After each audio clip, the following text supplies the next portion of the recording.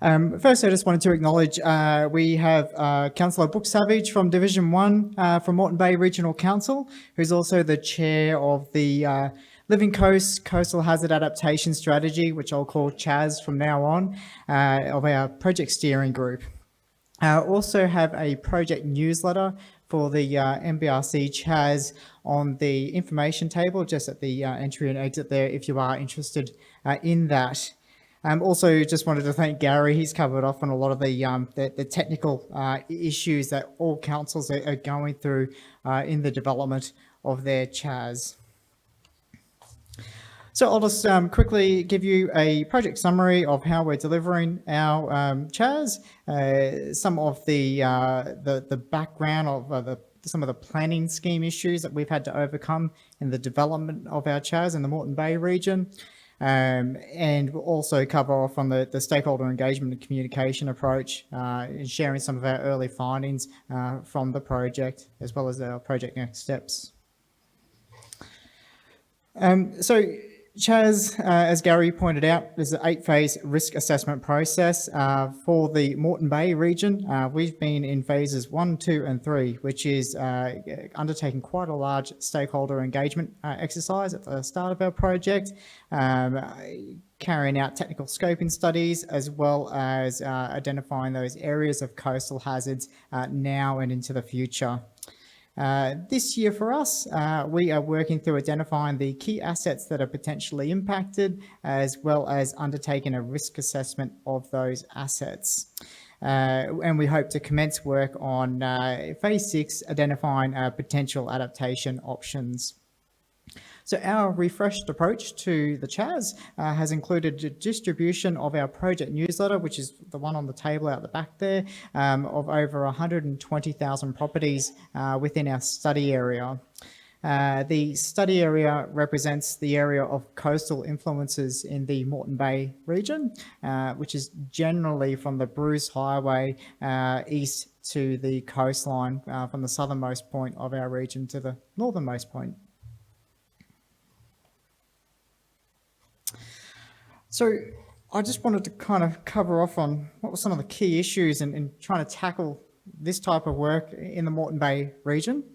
And really for us, our starting point was born out of the draft planning scheme changes, which you may be aware of from 2014-15. Those draft amendments were developed based on, at the time, the Queensland Flood Commission of Inquiry report, and used terms such as limited development zone. The combination of applying various risk levels across hazard areas and the implementation of that limited development zone led to the council receiving over 5,000 submissions related to coastal hazards during the notification period of that planning scheme. At the time, this then led to the state government requiring council to undertake significant changes to that draft planning scheme to take into account that community feedback. With the challenges we faced previously from those planning scheme learnings, we really wanted to see how other councils were going on their CHAS before progressing too far on ours and developing our approach. So we're here now, we've assigned resources within the council and the technical expertise to be able to undertake a CHAS for our region. That includes a significant community engagement program with multiple opportunities for input.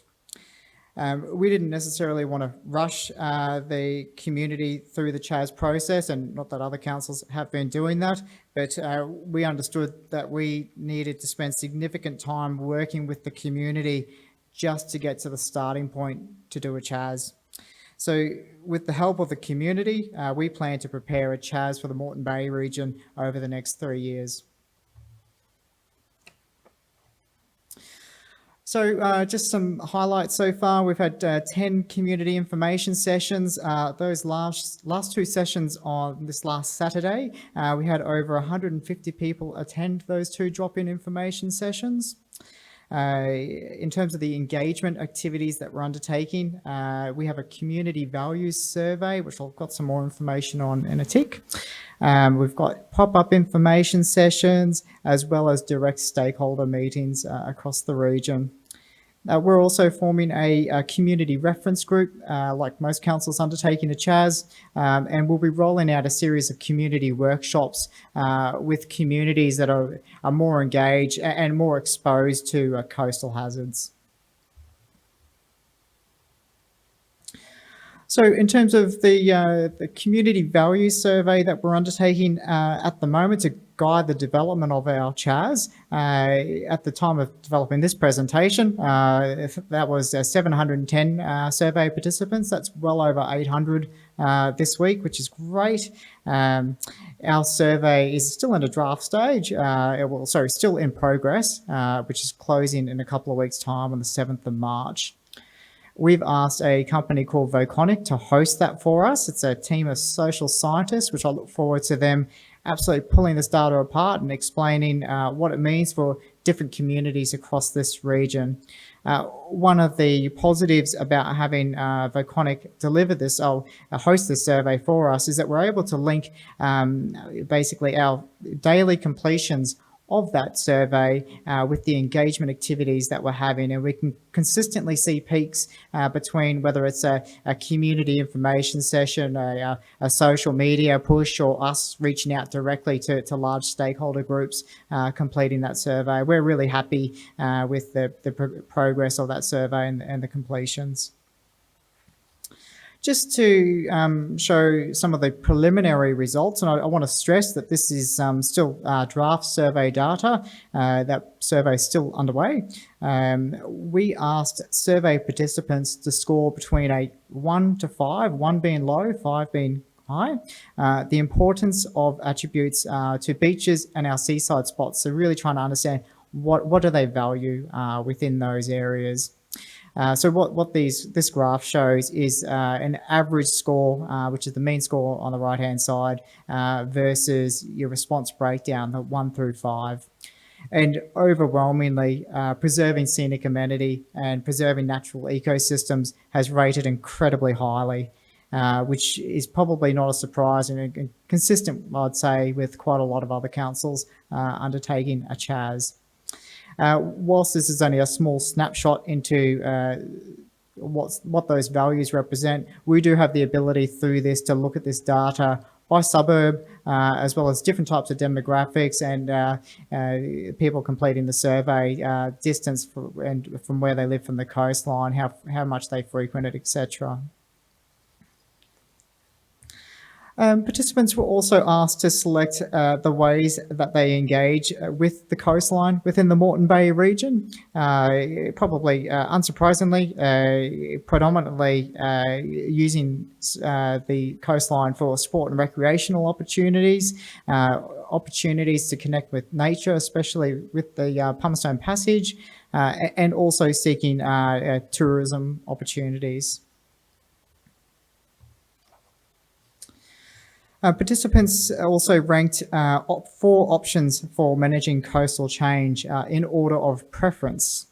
In terms of their highest preference, that was regenerative beach options. So beach nourishment, sand scraping, letting natural processes take their course. So whilst the northern part of Bribie Island's not within the Moreton Bay region, certainly take note of what Sel was saying. A preference also towards coastal engineering, which I dare say represents some of our canal communities. Looking at planning options with regards to land buyback, land swap, etc., and also avoiding development in significant coastal hazard areas. Surprisingly, settlement design, such as flood resilient buildings, kind of doing something to your own property, is rating lower than those other options at the moment. We asked what survey participants value about the Moreton Bay coastline and its waterways. And just a snapshot of some of the great comments that we're getting back from the community through the survey, which I'll just highlight a few. The cleanliness of the waterways and habitat for fish and turtles and dugong and other marine life being quite important. The safety of the marine habitat and its inhabitants.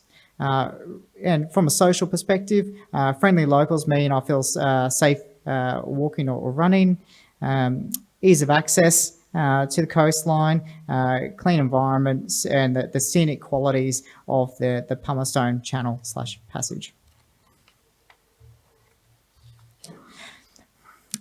We also asked what other attributes councils should be considering when making decisions about our coastal areas.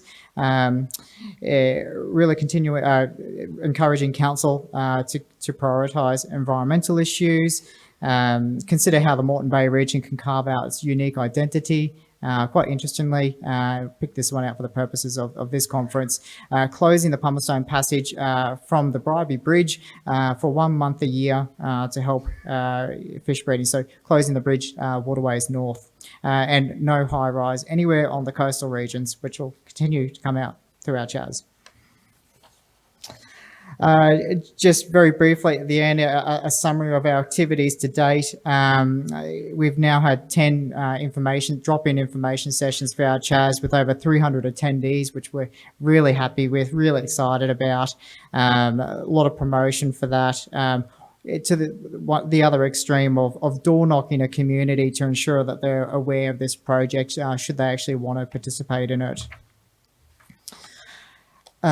Where to from here for us? Our next steps, so moving through phases 3, 4 and 5 of the project, and that means a stormflow modelling report, creating that register of assets at risk, and the coastal hazard risk assessment report in the next couple of months. If you're interested in the project, you can just Google MBRC CHAS, it'll take you to the web page. We do have a project email and a team phone number. Cheers.